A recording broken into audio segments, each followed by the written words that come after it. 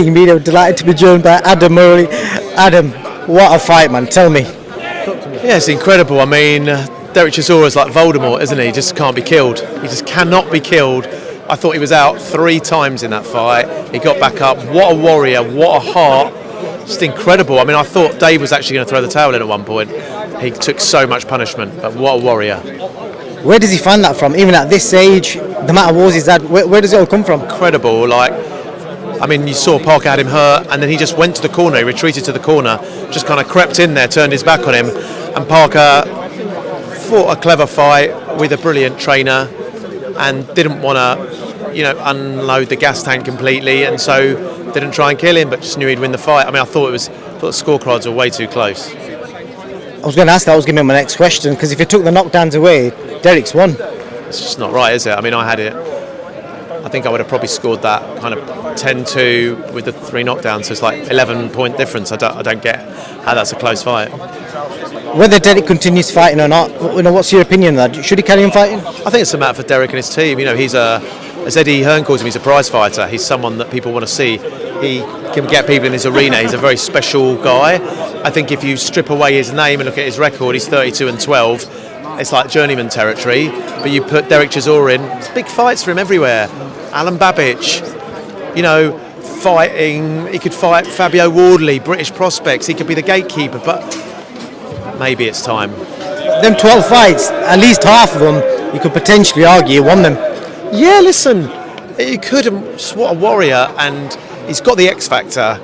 That's for sure. This crowd absolutely love him, and like part of me really hopes he carries on because he brings so much to boxing. But another part of me thinks, he's got brilliant management in 258, and they might talk to him and say, it's time now. You're not, does Derek want to continue not fighting at the elite level? I don't know.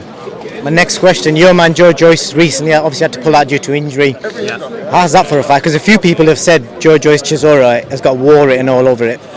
Yeah, look, I mean, Joe's #1 in the WBO. Is mandatory for the winner of Usyk Joshua. So if Chisora had won tonight, Chisora would have been #2.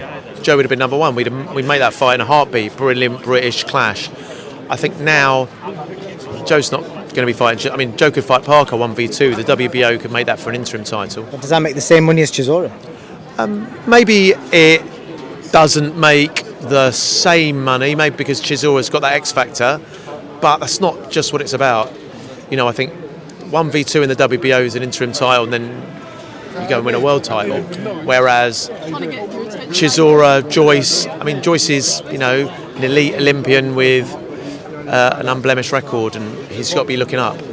You guys as a company still signing fighters? Is there any more on the horizon? None at the moment.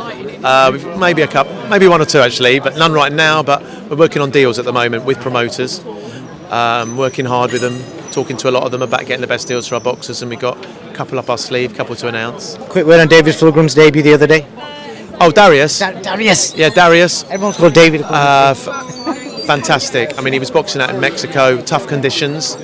Didn't get the Rolls-Royce treatment out there. Didn't get the superstar treatment, but he was USA #1, and he looked sensational. I think he's going to be a huge star.